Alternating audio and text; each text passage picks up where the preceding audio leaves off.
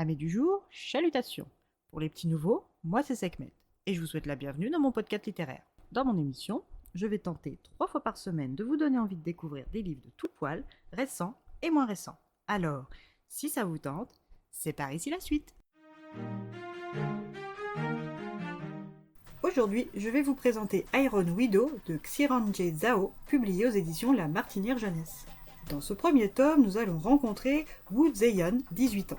Cette jeune femme est un électron libre en décalage avec sa société. Dans le monde où Zheyan vit, les filles sont des êtres dociles, serviles, corvéables, inférieurs aux hommes. Leur parole n'a aucun poids, aucune valeur et n'est exprimable que lorsqu'un homme l'y autorise. La valeur d'une femme ne pèse pas lourd et est encore revue à la baisse quand l'esthétique de celle-ci ne correspond pas aux standards de beauté. Si un homme veut, un homme obtient et la femme subit en silence. C'est dans ce monde abject que Zheyan évolue et fulmine contre sa condition. Elle enrage aussi contre sa grand-mère, qui l'a mutilée quand elle n'avait que 5 ans en lui brisant les coups de pied pour répondre à une norme esthétique barbare consistant à avoir les pieds ridiculement petits.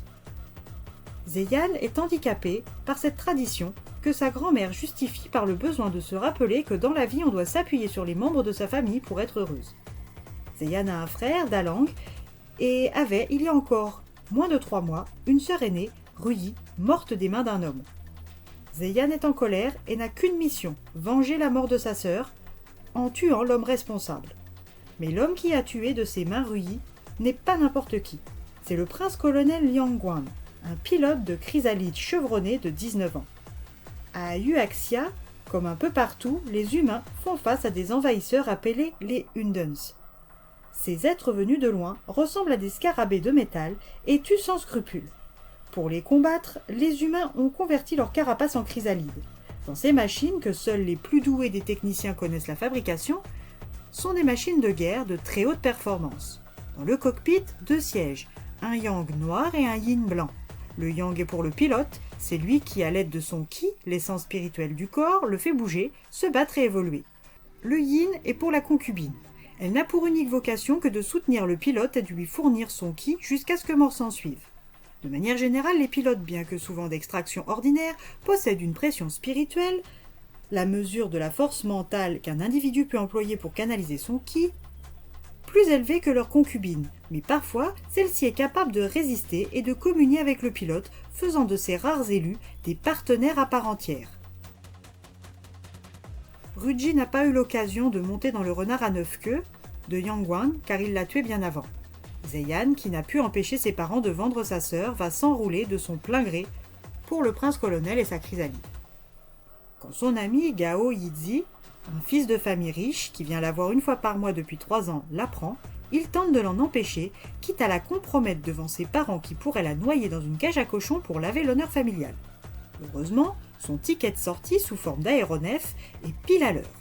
Après une batterie de tests, elle est admise, non pas comme concubine, mais comme consorte, car sa pression spirituelle dépasse de beaucoup la moyenne à 2 chiffres, elle a obtenu 624.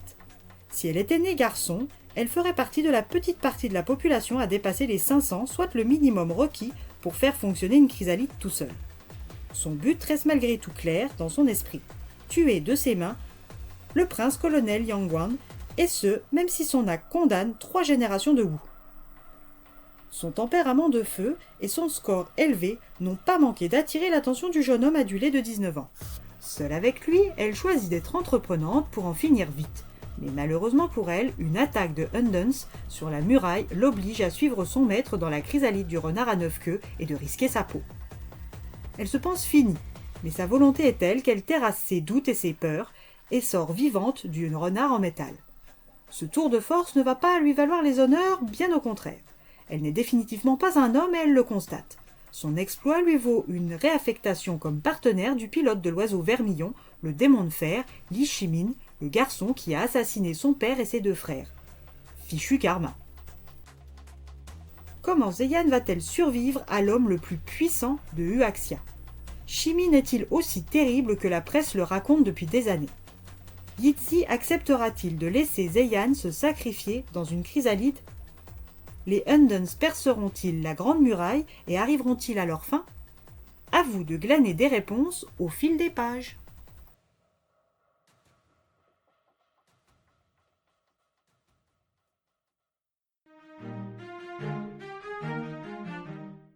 roman dans lequel il est aisé de se glisser. Un monde visuel, dynamique, plein de couleurs. Des personnages bien écrits et une protagoniste badass. Très envie de connaître la suite, pas vous? Eh bien voilà, j'en ai fini pour aujourd'hui. J'espère que cet épisode vous aura plu et vous aura donné des nouvelles idées de lecture. Si vous souhaitez découvrir d'autres petits bonbons littéraires tout droit sortis de ma bibliothèque, je vous retrouve le mardi 12 mai prochain pour un nouvel épisode. Et si d'ici là je vous manque de trop, vous connaissez le chemin sur Instagram, @leslectures de Sekhmet. Sur ce, chalut les amis, et à la prochaine!